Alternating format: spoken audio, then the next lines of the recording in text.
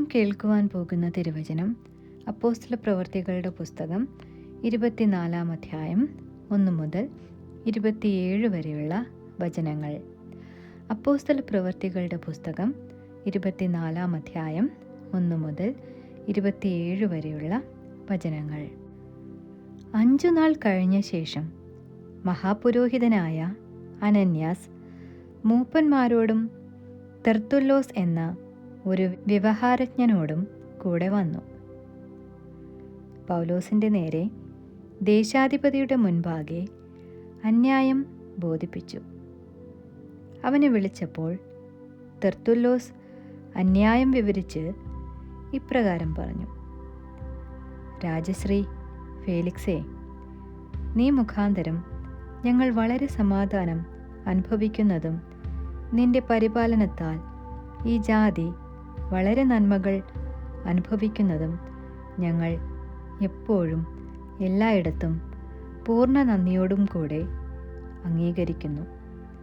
എങ്കിലും നിന്നെ അധികം അസഹ്യപ്പെടുത്തരുത് എന്ന് വെച്ച് ക്ഷമയോടെ ചുരുക്കത്തിൽ ഞങ്ങളുടെ അന്യായം കേൾക്കണം എന്നപേക്ഷിക്കുന്നു.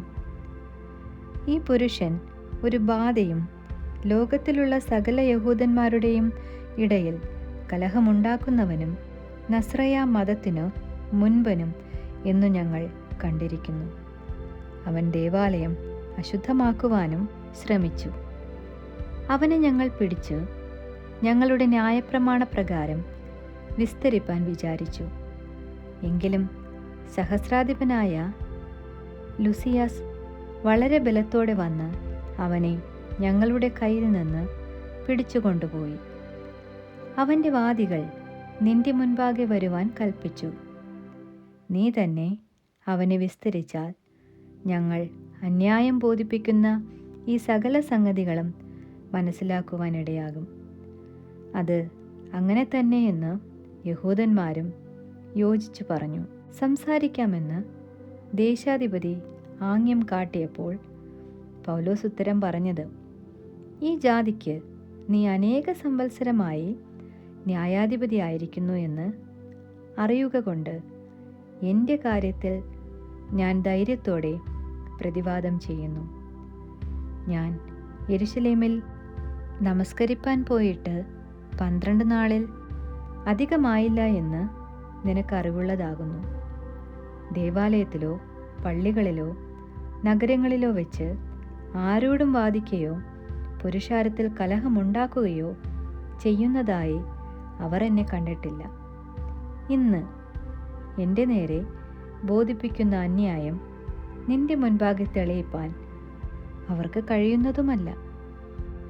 എന്നാൽ ഒന്ന് ഞാൻ സമ്മതിക്കുന്നു: മതഭേദമെന്ന് ഇവർ പറയുന്ന മാർഗപ്രകാരം ഞാൻ പിതാക്കന്മാരുടെ ദൈവത്തെ ആരാധിക്കുകയും ന്യായപ്രമാണത്തിലും പ്രവാചക പുസ്തകങ്ങളിലും എഴുതിയിരിക്കുന്നത് ഒക്കെയും വിശ്വസിക്കുകയും ചെയ്യുന്നു. നീതിമാന്മാരുടെയും നീതി കെട്ടവരുടെയും പുനരുത്ഥാനമുണ്ടാകും എന്ന് ഇവർ കാത്തിരിക്കുന്നത് പോലെ ഞാനും ദൈവത്തിൽ ആശ വച്ചിരിക്കുന്നു. അതുകൊണ്ട് എനിക്ക് ദൈവത്തോടും മനുഷ്യരോടും കുറ്റമില്ലാത്ത മനസ്സാക്ഷി എല്ലായ്പ്പോഴും ഉണ്ടായിരിക്കുവാൻ ഞാൻ ശ്രമിക്കുന്നു. പല സംവത്സരം കൂടിയിട്ട് ഞാൻ എൻ്റെ ജാതിക്കാർക്ക് ധർമ്മം കൊണ്ടുവരുവാനും വഴിപാട് കഴിപ്പാനും വന്നു. അതനുഷ്ഠിക്കുമ്പോൾ അവർ എന്നെ ദേവാലയത്തിൽ വെച്ച് ശുദ്ധീകരണം കഴിഞ്ഞവനായി കണ്ടു. പുരുഷാരത്തോടു കൂടെയല്ല, കലഹത്തോടു കൂടെയുമല്ല. എന്നാൽ ആസ്യക്കാരായ ചില യഹൂദന്മാർ ഉണ്ടായിരുന്നു. അവർക്ക് എൻ്റെ നേരെ അന്യായമുണ്ടെങ്കിൽ നിന്റെ മുൻപിൽ വന്ന് ബോധിപ്പിക്കേണ്ടതായിരുന്നു. അല്ല, ഞാൻ ന്യായാധിപ സംഘത്തിൻ്റെ മുൻപിൽ നിൽക്കുമ്പോൾ മരിച്ചവരുടെ പുനരുത്ഥാനത്തെക്കുറിച്ച് ഇന്ന് നിങ്ങൾ എന്നെ വിസ്തരിക്കുന്നു എന്ന് ഞാൻ വിളിച്ചു പറഞ്ഞൊരു വാക്കല്ലാതെ അവിടെ വെച്ച് എൻ്റെ പക്കൽ വല്ല കുറ്റവും കണ്ടിട്ടുണ്ടെങ്കിൽ ഇവർ തന്നെ പറയട്ടെ.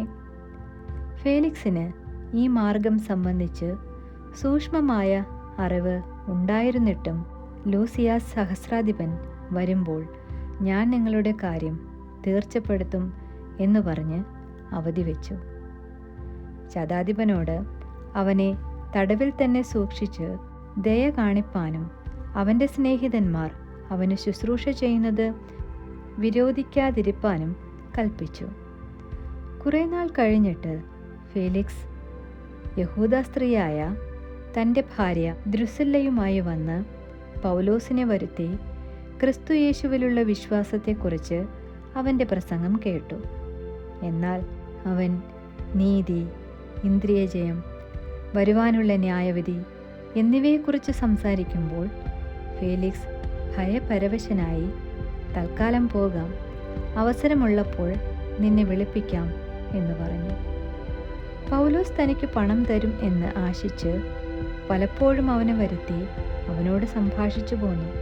2 വർഷം കഴിഞ്ഞിട്ട് ഫെലിക്സിന് പിൻഗാമിയായി പോർക്യോസ് ഫെസ്തോസ് വന്നപ്പോൾ ഫേലിക്സ് യഹൂദന്മാരുടെ പ്രീതി സമ്പാദിക്കണമെന്ന് വെച്ച് പൗലോസിനെ തടവുകാരനായി വിട്ടിട്ട് പോയി.